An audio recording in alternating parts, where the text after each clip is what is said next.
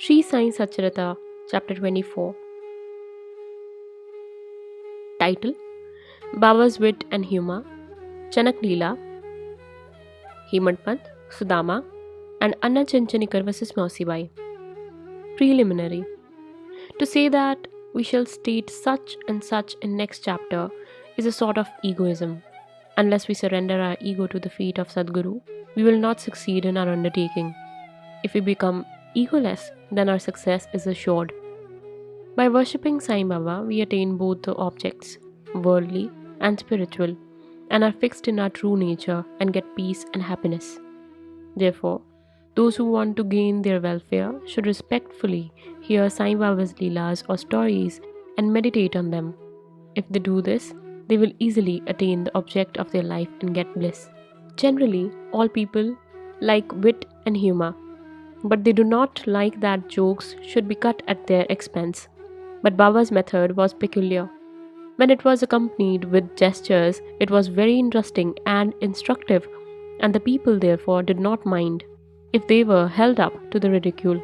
Hemadpant gives his own instance below. Chanak Leela. In Shirdi, bazaar was held every Sunday, and people from neighbouring villages came there, erected booths and stalls on the street, and sold their wares and commodities. Every noon the masjid was crowded more or less, but on Sunday it was crowded to suffocation. On one such Sunday, Hemadpant sat in front of Baba, shampooing his legs and muttering God's name. Shama was on Baba's left, Vaman Rao to his right, Shriman Bhuti and Kaka Sahib Dikshit and others were also present there. Then Shama laughed and said to Anna Sahib, "See that some grains seem to have stuck to sleeve of your coat." So saying, he touched the sleeve and found that there were some grains. Hemadpant straightened his left forearm to see what the matter was, when to the surprise of all, some grains of gram came rolling down and were picked up by the people who were sitting there. This incident furnished a subject matter of joke. Everybody present began to wonder and said something or the other as to how the grains found their way to the sleeve of the coat and lodged there so long. Hemadpant also could not guess how they found an entrance and stayed there. When nobody could give any satisfactory explanation in this matter, and everybody was wondering about this mystery, Baba said as follows: "Baba, this fellow, Anna Sahib, has got the bad habit of eating alone. Today is a bazaar day and he was here chewing grams. I know his habit, and these grams are a proof of it.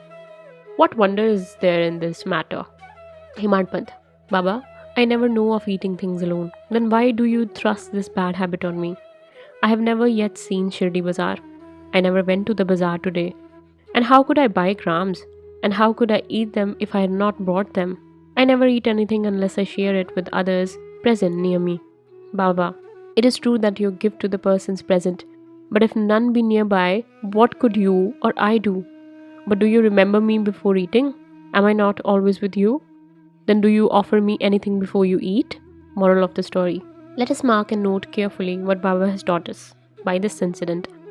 He has advised us that before the senses, mind and intellect enjoy their objects, he should first be remembered, and if this be done, it is in a way an offering to him. The senses, etc., can never remain without their objects, but if those objects are first offered to the Guru, the attachment for them will naturally vanish.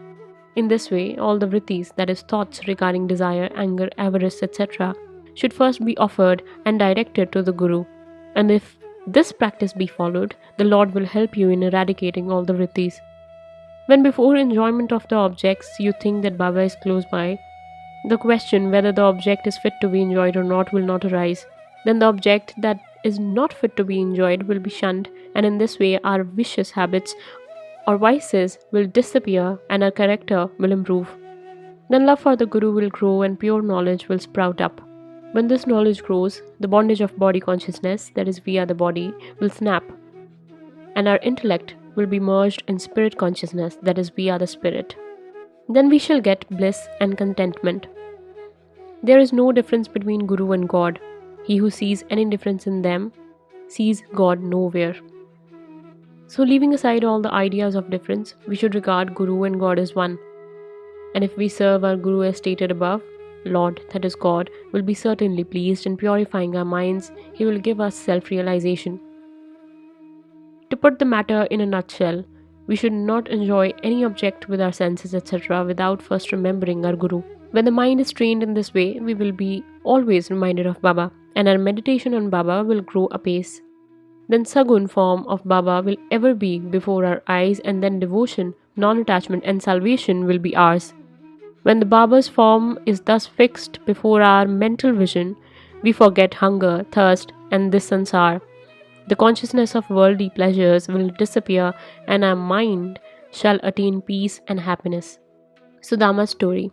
When the above story was being narrated, Hemadpant was reminded of similar story of Sudama, which illustrates the same principle, and therefore it is given here. Sri Krishna and his elder brother Balram were living with co-student named Sudama in the ashram of their guru Sandipani. Once Krishna and Balram were sent to the forest for bringing fuel. Then the wife of Sandipani sent also Sudama for the same purpose with some quantity of grams for the three.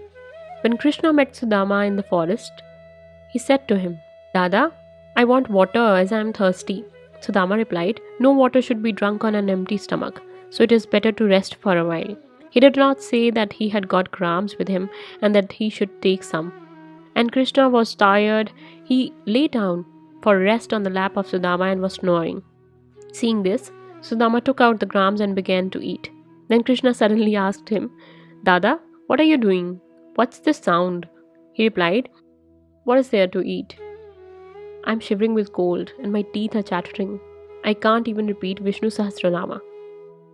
Hearing this, the omniscient Krishna said, "I just dreamt a dream in which I saw a man eating things of another, and when asked about this, he said, 'What earth, that is dust, should he eat?' Meaning thereby that he had nothing to eat. The other man said, 'Let it be so. Dada, this is only a dream. I know that you won't eat anything without me. Under the influence of the dream, I asked you what you were eating.' If Sudama had known the bit of the omniscient Sri Krishna and his Leelas, he would not have acted as he did. Therefore, he had to suffer for what he did. Though he was a chum of Sri Krishna, he had to pass his later life in utter poverty. But when he later offered Sri Krishna a handful of parched rice earned by his wife with her own labor, Krishna was pleased and gave him a golden city to enjoy. This story should be remembered by those who have a habit of eating things alone without partaking them with others. This Shruti also emphasizes this lesson and asks us to offer things first to God and then enjoy them after they are renounced by Him. Baba also taught us the same lesson in his imitable and humorous way. Anna Chinchanikar versus Mavsibai. Hemadpant now describes another witty incident, in which Baba played a peacemaker's part. There was one devotee named Damodar Ghanshyam Babare, alias Anna Chinchanikar. He was simple, rough and straightforward. He cared for nobody, always spoke plainly and carried all dealings in cash. Though he looked outwardly harsh and uncompromising, he was good-natured and guileless. So Sai Baba loved him. One day, like others serving Baba in their own way, this Anna was one noon standing prone and was shampooing the left arm of Baba, which rested on kathada, that is, the railing. On the right side, one old widow named Venubai, whom Baba called mother and all others Mavsibai, was serving Baba in her own way. This Mavsibai was an elderly woman of pure heart.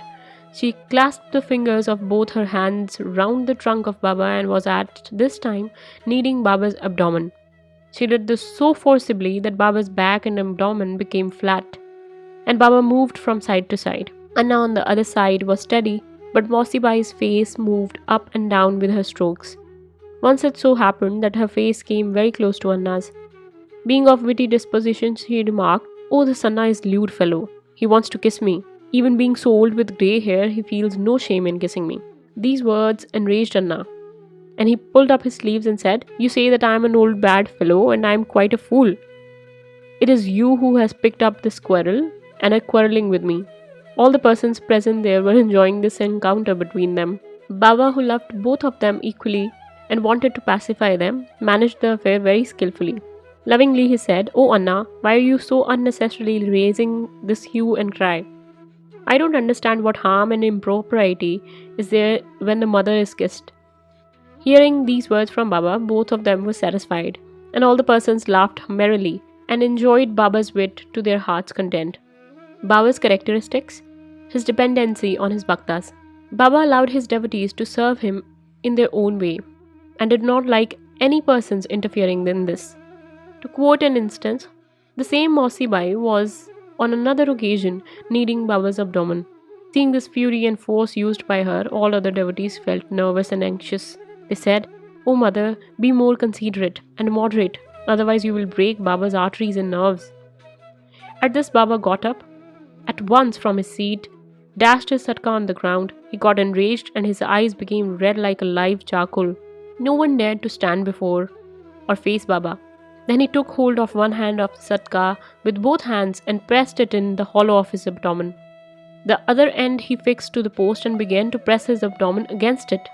The satka, which was about 2 to 3 feet in length, seemed all to go into the abdomen, and the people feared that the abdomen would rupture in short time. The post was fixed and immovable, and Baba began to go closer and closer to it, and clasped to the post firmly. Every moment the rupture was expected, and they were all dismayed. They didn't know what to do, and stood dumb with wonder and fear. Baba suffered this ordeal for the sake of his bhakta. The other devotees wanted only to give a hint to Mavsibai to be moderate in her service and not cause any trouble or pain to Baba. This they did with good intention, but Baba did not brook even this. They were surprised to see that their well-intentioned effort had resulted in this catastrophe, and they could do nothing but to wait and see. Fortunately, Baba's rage soon cooled down. He left the satka and resumed his seat.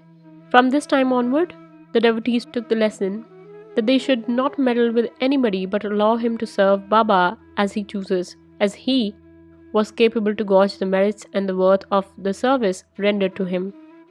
Bow to Sri Sai. Peace be to all. Om Sai Ram.